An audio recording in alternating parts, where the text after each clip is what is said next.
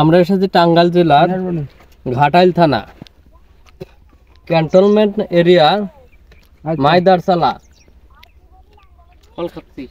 এইখানে এসে বনের যে কাঁটাযুক্ত গাছ আছে ওইখান থেকে ফল পেড়ে সংরক্ষণ করে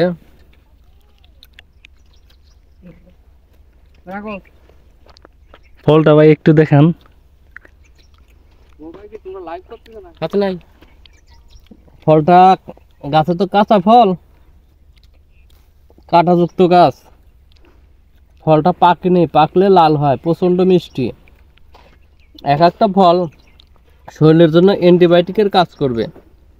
আপনারা ঘাটাইল মাইদারসালায় আসলে এই ফলটা খেয়ে যায়। দেখেন পুরো কাঁটাযুক্ত এলাকা। আমরা ভিডিও করে দিবেন না আপনারা? ওই যে জন